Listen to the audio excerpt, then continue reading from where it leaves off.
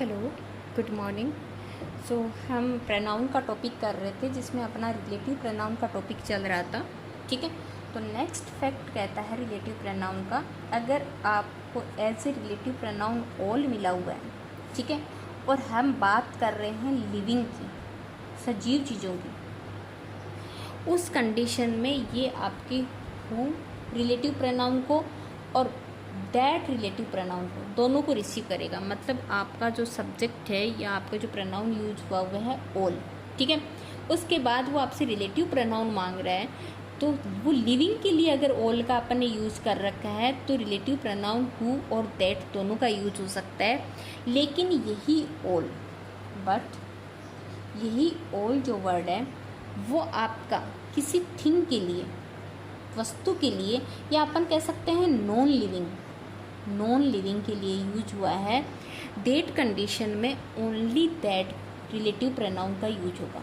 Only that, यहाँ पे who और दैट दोनों का हो जाएगा और यहाँ पे ओनली दैट का। अब ये जो थिंग है वो आपकी दोनों हो सकती हैं, प्लूरल काउंटेबल नाउन भी हो सकती हैं या आपकी सिंगुलर अनकाउंटेबल नाउन भी हो सकती हैं। ठीक है, तो दैट कंडीशन में आपको ओनली दैट का यूज़ करना है, और वो लिविंग है तो हु और दैट दोनों का यूज हो सकता है। एग्जाम्पल देखिए, ऑल, हु और दैट दोनों मैंने लगा दिए हैं साथ में। That are interested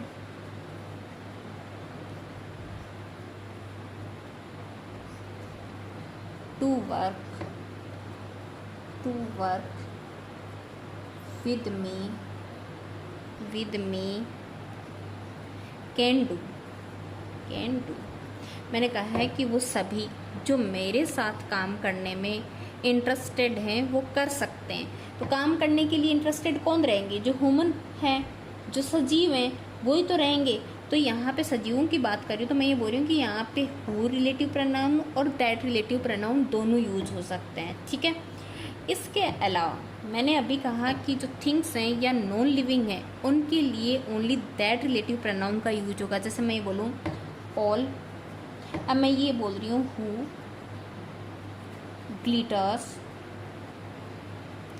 is not gold, कि वह हर एक चीज़ जो कि चमकती है वो सोना नहीं है।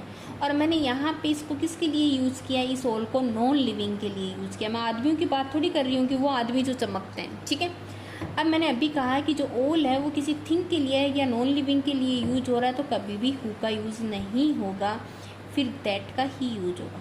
तो यहाँ पे एरर है, यहाँ पे किसका यूज होगा? दैट का यूज होगा। ऐसे ही मैंने कहा कि कोई थिंग है, ये तो जैसे कि आपकी काउंटेबल हो गई, जैसे कि अनकाउंटेबल थिंग है। जैसे कि दूसरा एग्जांपल लेके देख लेते हैं, ऑल द मनी, मान लो मैंने लिख दिया which I gave him has spent.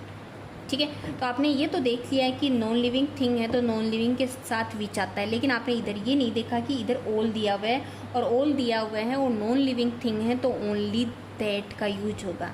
तो यहाँ पे आप क्या यूज़ करेंगे? दैट रिलेटिव प्रोनाउन का यूज़ करेंगे, विच का यूज़ नहीं करेंगे। आपको जो रिलेटिव प्रोनाउन देगा वो सूटेबल देगा। आप ये इतना देखोगे कि ये अनकाउंटेबल है, अनकाउंटेबल नॉन लिविंग है, नॉन लिविंग के लिए अपन विच का यूज़ कर सकते हैं। मान लो यहाँ पे आपको हु या हूम मिलता तो आप सीधा एरर निकाल के आ जाते, लेकिन वो आपको देगा ही ऐसा कि नॉन लिविंग के साथ विच का यूज हो सकता है। लेकिन यूल अपने को ये नहीं देखना कि ये सिर्फ नॉन लिविंग है, अपने को ये देखना है कि ये ऑल के साथ आया हुआ है, और ऑल के साथ लिविंग के साथ हु और दैट दोनों आते हैं, और नॉन लिविंग के साथ आपकी चाहे वो प्लूरल काउंटेबल नाउन हो या सिंगुलर अनकाउंटेबल नाउन हो, दोनों के साथ ही किसका यूज होता है? ओनली दैट का यूज होता है। नेक्स्ट फैक्ट देखिए, नेक्स्ट फैक्ट है, जैसे हु की बात करें तो हु पर्सन के लिए यूज होगा। हु है वो पर्सन के लिए होगा। अपन इतना नहीं कह सकते कि लिविंग के लिए, क्योंकि हु है वो एनिमल्स भी लिविंग में आते हैं, उनके लिए यूज नहीं होता है। फिर अपन बात करें विच की, ठीक है, तो ह्यूमन को छोड़ के सबके लिए यूज होता है, चाहे वो सजीव हो चाहे निर्जीव हो। ठीक है, ह्यूमन को छोड़ के तो अपन ये कह सकते हैं beside human for everyone and everything we can use which pronoun।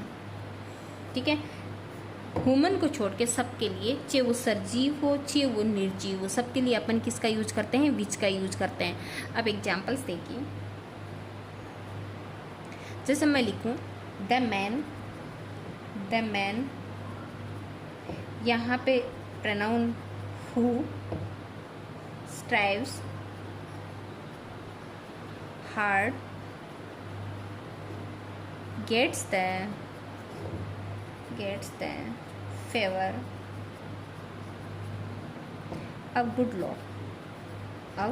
Luck. जो आदमी कठिन परिश्रम करता है, व्यक्ति जो कठिन परिश्रम करता है, उससे हमेशा किसका फेवर मिलता है, गुड लक का। ठीक है, तो यहाँ पे जो मैंने हु यूज़ किया वो किसकी वजह से मैंने किया, ये मैन की वजह से। और मैन कौन है, ह्यूमन है।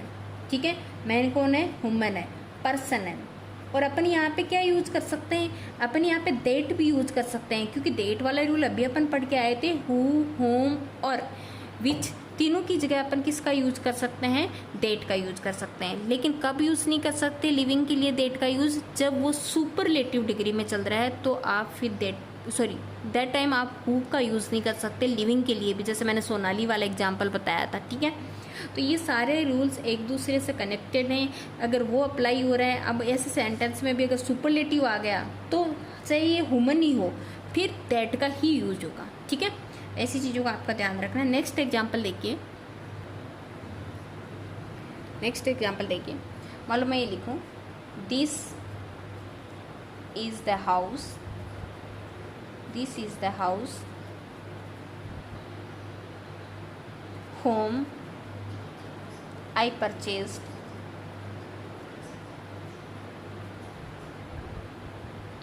from रौनक। ठीक है, तो ये हाउस है, वो क्या है, नॉन लिविंग है, थिंग है। ठीक है, तो थिंग के लिए या नॉन लिविंग के लिए आप किसका यूज करोगे, दिखा हुआ है this is the house home I purchased from Raunak.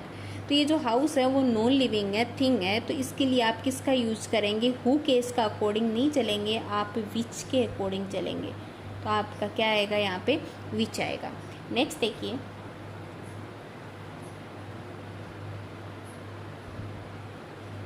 Sunita who is my friend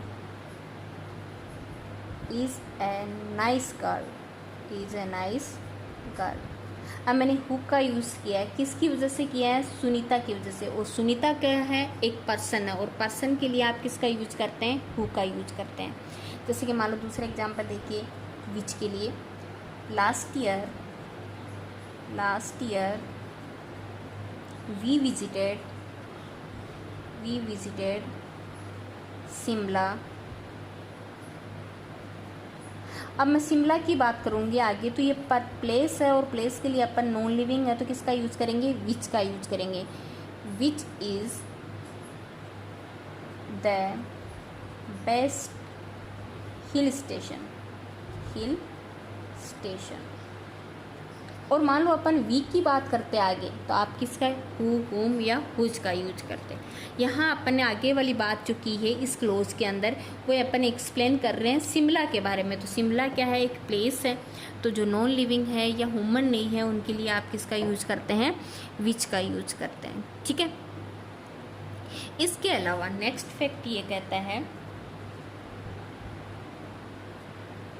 अगर सेंटेंस में आपको कोई भी नाउन या प्रोनाउन मिला हुआ है, ठीक है, और ये नाउन या प्रोनाउन चाहे वो हु, विच या दैट किसी भी रिलेटिव प्रोनाउन से जुड़ा हुआ है, और इसके बाद में आपसे हेल्पिंग वर्ब मांग रहा है, तो ये इसका हेल्पिंग वर्ब का भी एरर फाइंड करवाता है रिलेटिव प्रोनाउन वाले क्वेश्चन में। तो ये जो हेल्पिंग वर्ब आप यूज़ करोगे, वो हेल्पिंग वर्ब आप यूज़ करेंगे इससे पहले नाउन या प्रोनाउन जो यूज हुआ है उसके अकॉर्डिंग यूज करेंगे। ठीक है। विच, हु या दैट, इनके अकॉर्डिंग आप किस, इनसे पहले जो नाउन या प्रोनाउन यूज है उनके अकॉर्डिंग यूज करेंगे। जैसे कि एग्जांपल देखना, जैसे मैं बोलूँ मिस्टर चौधरी,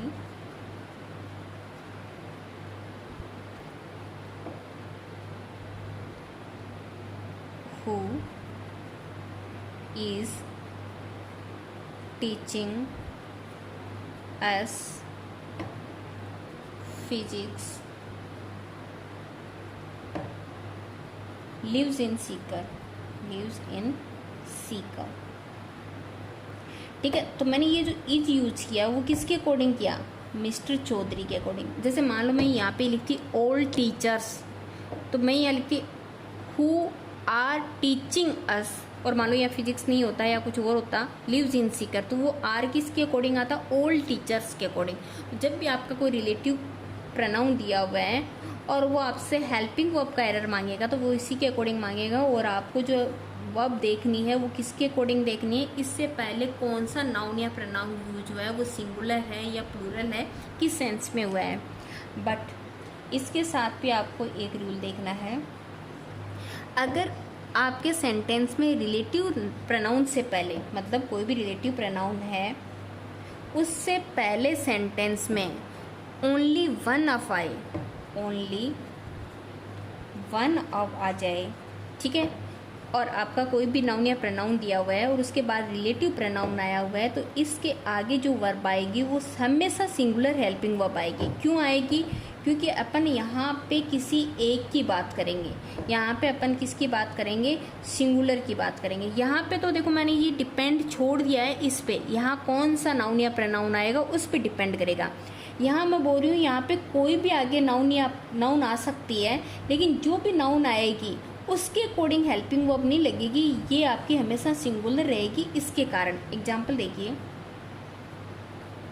जैसे मैं लिखूँ he is only one of the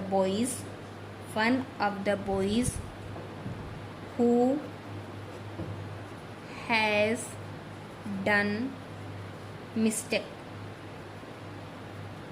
अब देखो मैंने हैज़ का यूज़ किया है यहाँ पे, और हैज़ है सिंगुलर वर्ब है, और नाउन की बात करें तो यहाँ पे बॉयज़ है।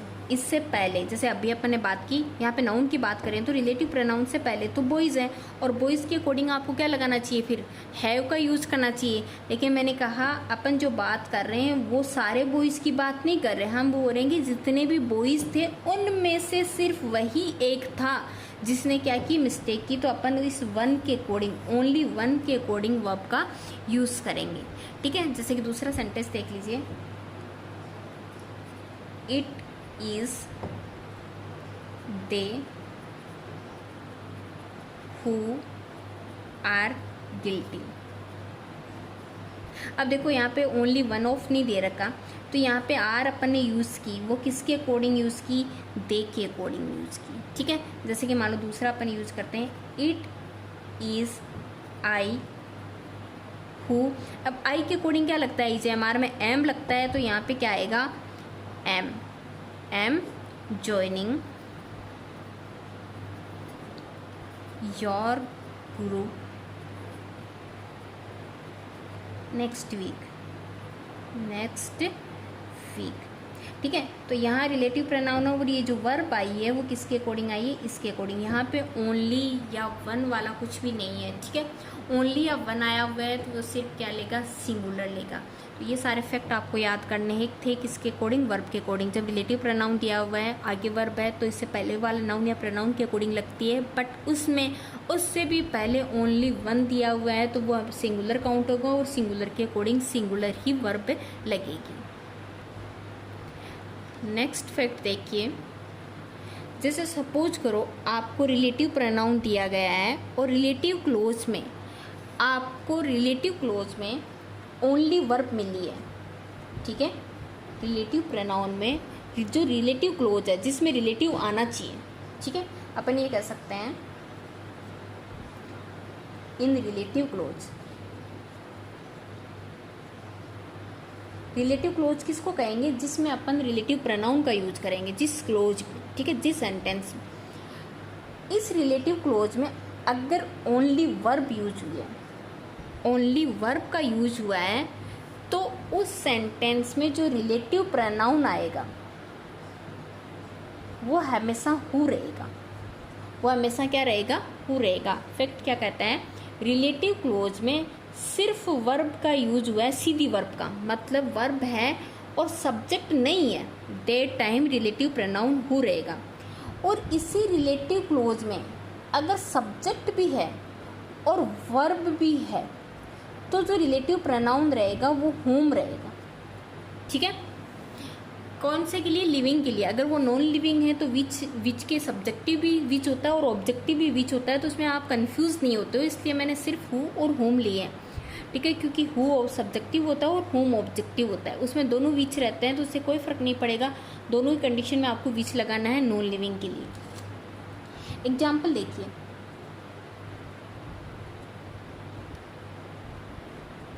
The boy whom I met on the road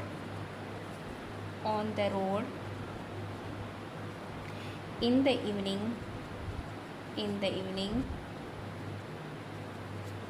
was my friend।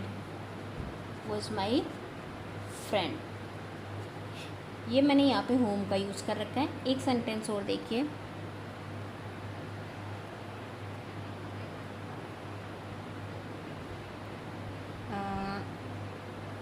The clerk, यहाँ मैं लिख रही हूँ who spoke rudely to customer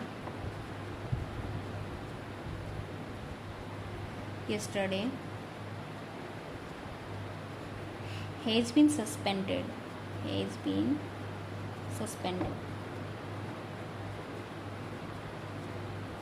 देखो, दो सेंटेंस अपन ने लिखे हैं जो इस फैक्ट को क्लियर करेंगे। कैसे कर रहे हैं देखिए। फर्स्ट सेंटेंस में मैंने बोला था कि अगर रिलेटिव क्लोज है, ठीक है, रिलेटिव क्लोज कौन सा होता है? जिस क्लोज में आपका रिलेटिव प्रोनाउन आता है, ठीक है, ये रिलेटिव क्लोज हो गया जिसमें आपका रिलेटिव प्रोनाउन आया। अब मैं बोल रही हूँ उसमें सीधी वर्ब आई है ना, सीधी वर्ब। तो यहाँ पे देखो, ये रिलेटिव क्लोज था और यहाँ पे सब्जेक्ट नहीं दिया हुआ, सीधी वर्ब का यूज हुआ है। और सीधी वर्ब का यूज होता है, सब्जेक्ट नहीं होता है, तो आप हु का यूज करेंगे। तो यहाँ पे देखो, मैंने किसका यूज कर रखा है? हु का यूज कर रखा है। यहाँ पे मैंने होम का यूज नहीं किया। ऊपर वाले सेंटेंस में देखिए, द बॉय, यहाँ पे मैंने लिख रखा है रिलेटिव क्लोज में आई मेट।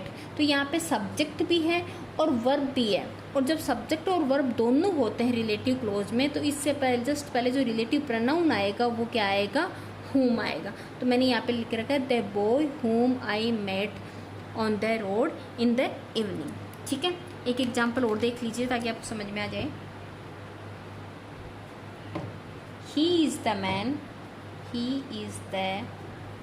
मैन। अब अपन ने ब्लैंक छोड़ दिया है यहाँ पे। आई नो, ठीक है, आई नो, और वापस मैंने ब्लैंक छोड़ दिया। हैज़ हेल्प माई सन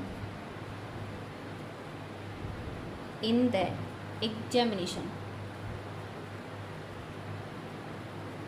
यहाँ पे अपने को दो रिलेटिव प्रोनाउन यूज करने हैं, एक में हुम आएगा और एक में हु आएगा।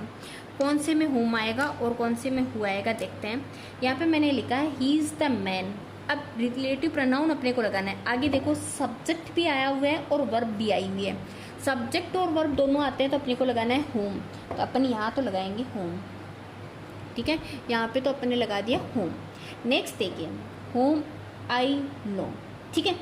अब आगे वापस अपना नया क्लोज स्टार्ट हो रहा है जिसके अंदर सीधी वर्ब आई हुई है, सब्जेक्ट नहीं है, और सीधी वर्ब आई हुई है तो आपको क्या यूज़ करना है? हु का। आपने यूज़ कर लिया who. He is the man हुम आई नो। वह व्यक्ति है जिसको मैं जानता हूँ। हु, जिसने, who has help my son in the examination, जो मेरी बेटे की एग्जामिनेशन के अंदर क्या कर चुका है, सहायता कर चुका है। तो यह देखो एक ही सेंटेंस में अपन ने एक जगह होम लगाया है और एक जगह हु लगाया है। होम कब लगाया, जब रिलेटिव क्लोज के अंदर सब्जेक्ट और वर्ब दोनों प्रेजेंट थे।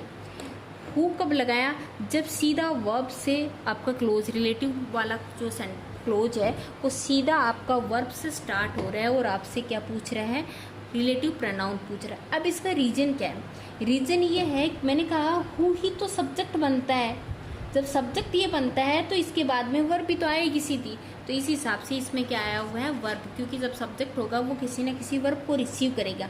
यहाँ ये ऑब्जेक्ट है तो ऑब्जेक्ट को तो वर्ब की जरूरत नहीं रहती, इस सेंटेंस का सब्जेक्ट तो ये है और इसकी वर्ब ये रही, ठीक है। तो सबसे पहली बात तो ये है कि जब अपन सेंटेंस बनाते हैं तो सेंटेंस में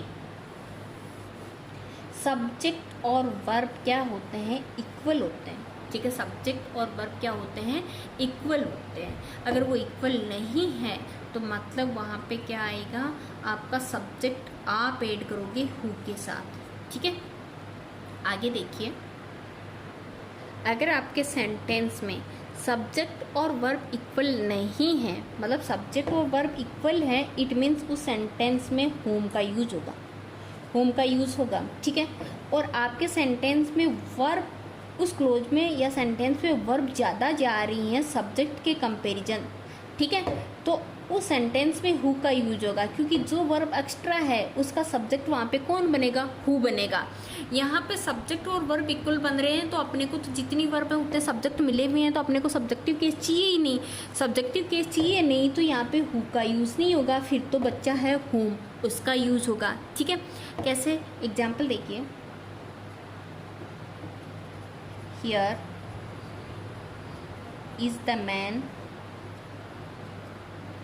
अब मैंने यहाँ पे ब्लैंक छोड़ दिया, आई थिंक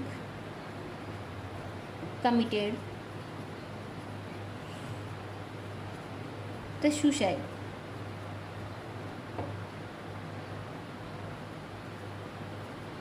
ठीक है। मैं बोल रही हूँ यहाँ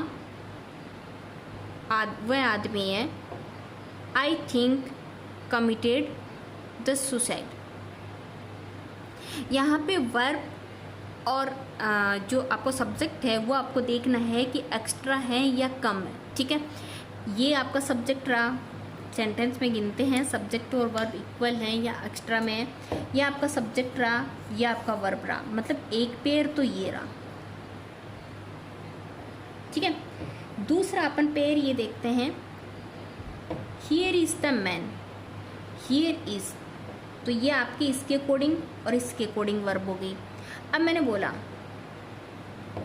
द मैन, द मैन, इसकी वर्ब कहाँ है, इसकी वर्ब अपने को नहीं मिल रही, तो इसकी वर्ब आपका जो कि जो पर्सन है ये आपका एक सब्जेक्ट है, ये इसकी वर्ब नहीं बनेगी, क्योंकि हियर जो वर्ड है वो एक इंट्रोडक्टरी सब्जेक्ट होता है, इट है, हियर है, दिस है, ये जब किसी आगे वाले नाउन या प्रोनाउन को डिफाइन करते हैं तो वो उसका मेन सब्जेक्ट बनता है। जैसे कि मैं बोलूँ इट इज़ आई, तो मेन सब्जेक्ट यहाँ पे कौन है, ये, ठीक है। तो ये इंट्रोडक्टरी सब्जेक्ट होते हैं, तो मेन सब्जेक्ट ये है, तो अपन यहाँ कह सकते हैं एक पेयर ये रहा, ठीक है, एक पेयर ये रहा और एक पेयर ये रहा, मतलब दोनों बराबर वर्ब चल रही हैं, तो यहाँ पे क्या आएगा फिर, home. Here is the man home I think committed the suicide, ठीक है। दूसरा एग्जाम्पल देखते हैं अपन, being his soul companion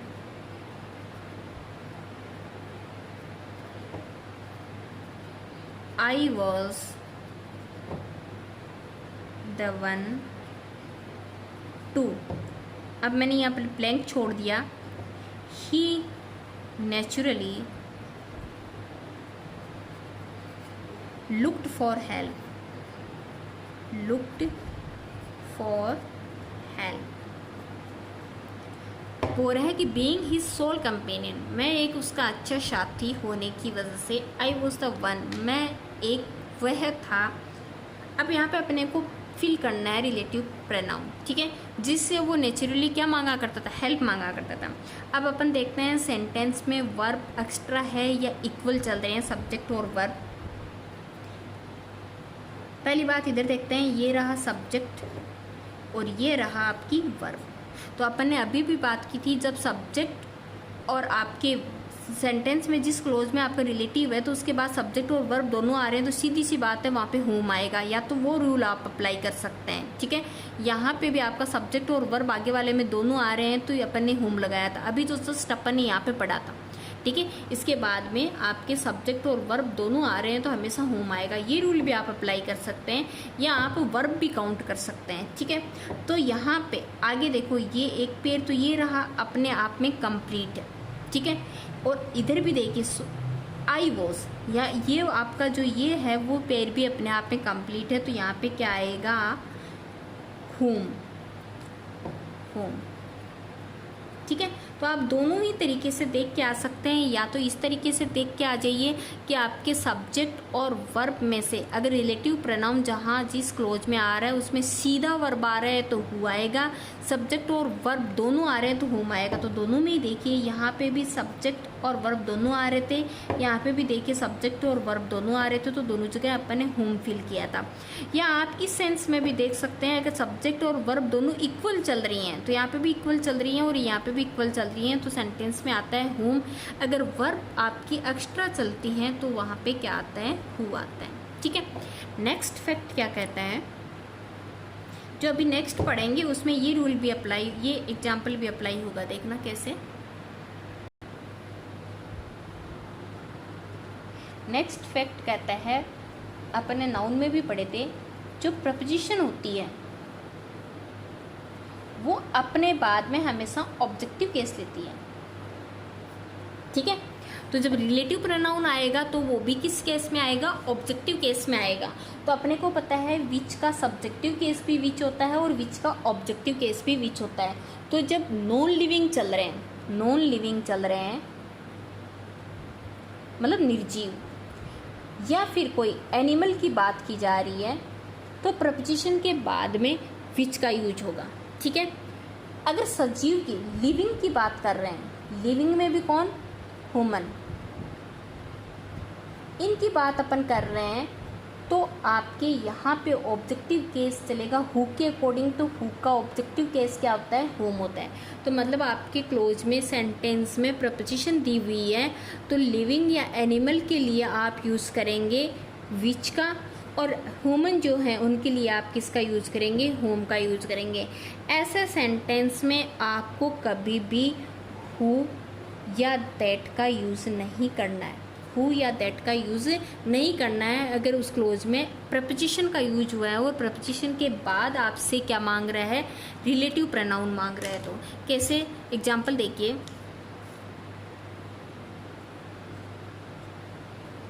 the person by, अब यहाँ पे ब्लैंक दे दिया, by you got the information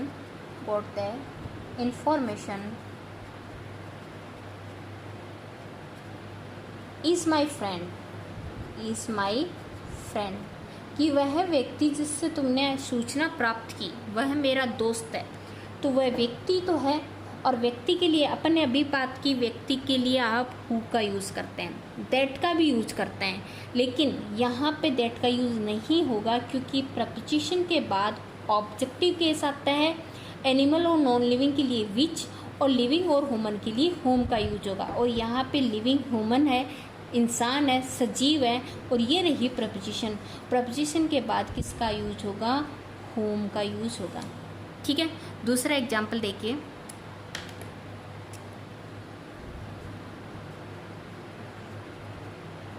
this is the hotel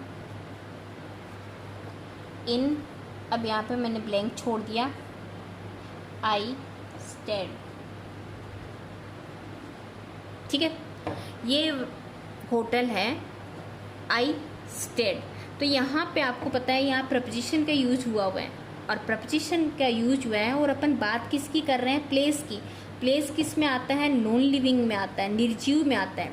और जब निर्जीव है तो किसका यूज होगा, विच का यूज होगा। और विच यहाँ कौन से केस में यूज हुआ है, ऑब्जेक्टिव केस में यूज हुआ है। विच ही सब्जेक्टिव केस होता है और विच ही ऑब्जेक्टिव केस होता है। तो आप नॉन लिविंग या जो आपके एनिमल्स हैं उनके लिए आप किसका यूज करते हैं, विच का। और आपकी ह्यूमन बीइंग्स हैं उसके लिए आप किसका करेंगे, होम का। यहाँ दैट का यूज़ नहीं होगा। मैंने आपको स्टार्टिंग में भी कहा था बहुत सारी जगह हैं जहाँ पे आप तीनों की जगह ये दैट का यूज़ कर सकते हैं। कुछ कंडीशन होंगी वहाँ पे आप लिविंग के लिए भी हु या होम का यूज़ नहीं करेंगे, जैसे सुपरलेटिव में सिर्फ दैट का यूज होता है। और यहाँ ऑब्जेक्टिव टाइप आ रहा है प्रपोजिशन के बाद, तो दैट का यूज़ नहीं करेंगे, फिर आप किसका यूज़ करेंगे, विच और होम का यूज़ करेंगे। जैसे कि एक एग्जाम्पल और देख लीजिए, द बाइक ऑन, फिर ब्लैंक है, यू कैम वॉज माइन, कि वह बाइक जिस पर तुम आए वो मेरी थी। ठीक है, तो यहाँ पे ऑन प्रपोजिशन है, प्रपोजिशन के बाद आपको रिलेटिव प्रोनाउन पूछ रहा है, तो रिलेटिव प्रोनाउन ऑब्जेक्टिव केस में। और बाइक क्या है, निर्जीव है, नॉन लिविंग है, कोई थिंग है, तो यहाँ पे क्या आएगा, विच आएगा। ठीक है,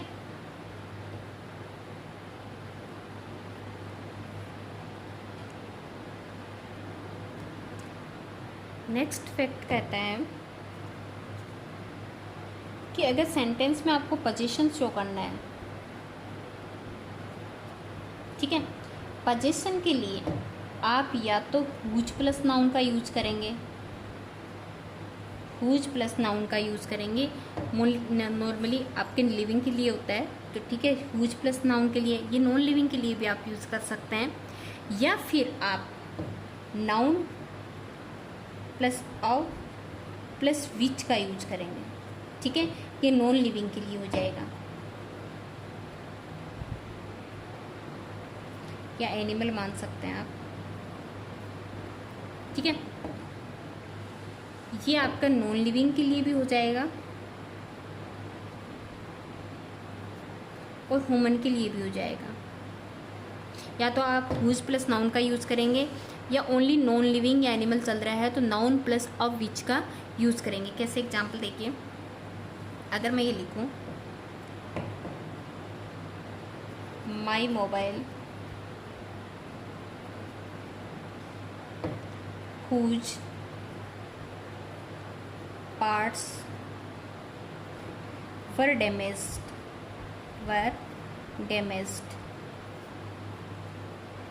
has been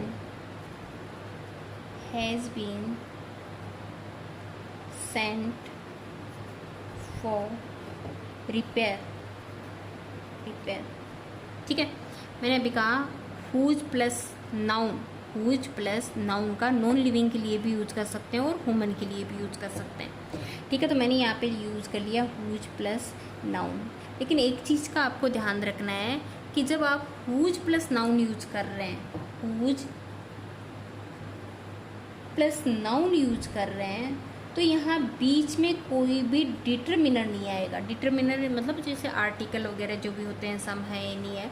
जैसे यहाँ पे अगर मैं लिखूँ my mobile whose the parts, तो ये इनकरेक्ट है। ठीक है, इनमें हुज के जस्ट बाद में एक नाउन आएगा विदाउट एनी डिटरमिनर। ठीक है, इस सेंटेंस को मैं ऐसे भी लिख सकती थी, अगर मैं विच का यूज करती तो कैसे लिख सकती थी, माई मोबाइल, ठीक है, my mobile parts of which, my mobile parts, comma लगा के, parts of which were damaged has been sent for repair। ठीक है, यहाँ पे मैंने लिखा है पार्ट्स ऑफ विच।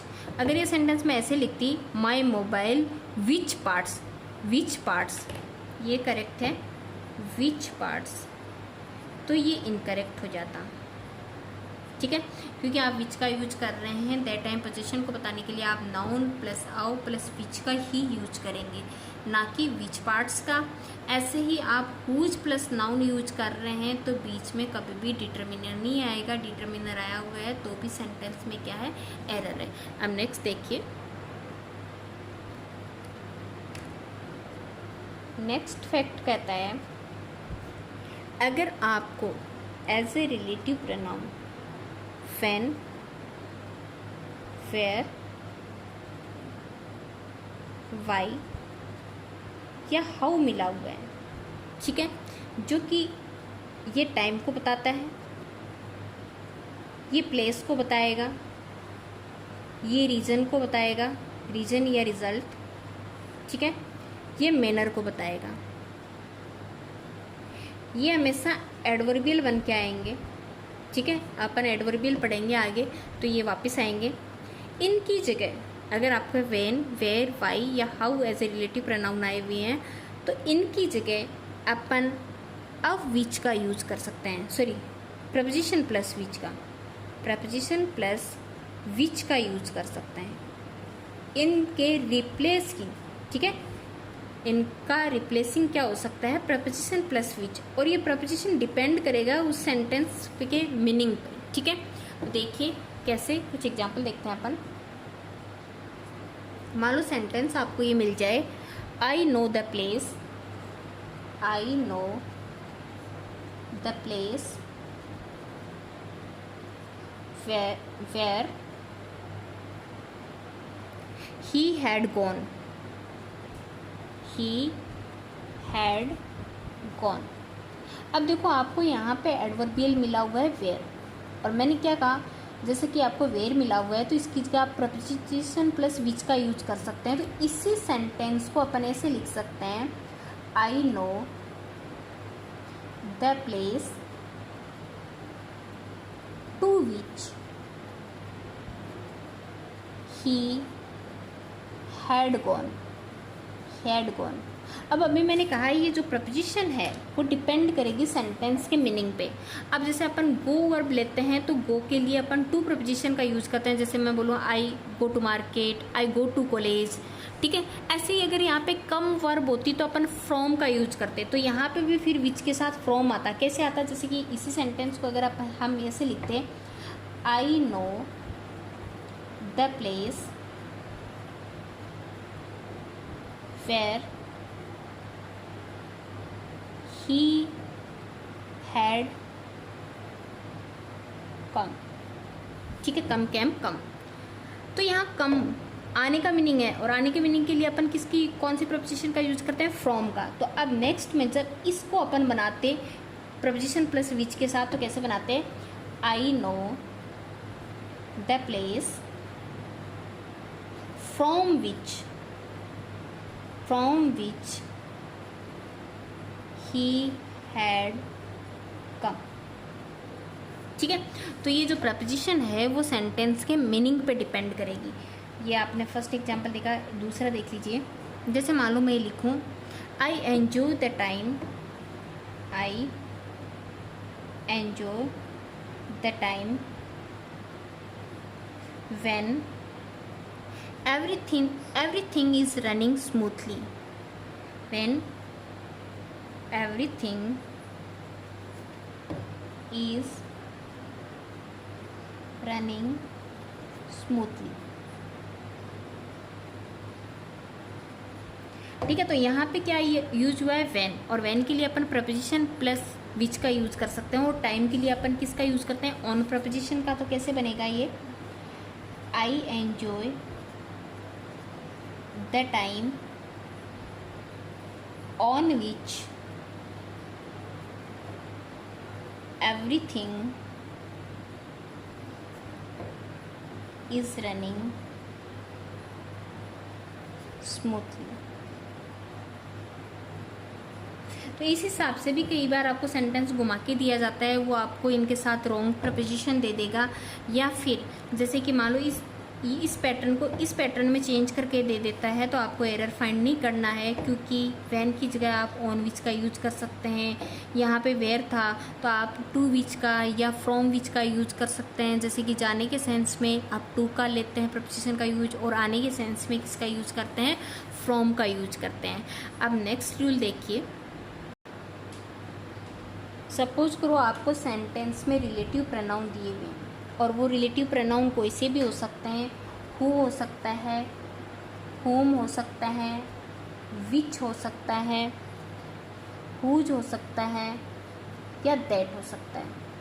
ठीक है, आपको कोई भी रिलेटिव प्रोनाउन दिए गए हैं और इनसे पहले जिस भी नाउन का यूज होता है, इनसे पहले जिस भी नाउन का यूज होता है, इस नाउन से पहले कभी भी पॉजिटिव एडजेक्टिव का यूज़ नहीं किया जाएगा। पॉजिटिव एडजेक्टिव का यूज़ नहीं किया जाएगा। अगर ज़रूरत पड़ी यहाँ पे डिटरमिनर की, तो ओनली द का यूज़ किया जाएगा। ठीक है, कैसे यूज़ किया जाएगा, एग्जाम्पल देखिए। जैसे मान लो मैं सेंटेंस लिखूँ, your table that you bought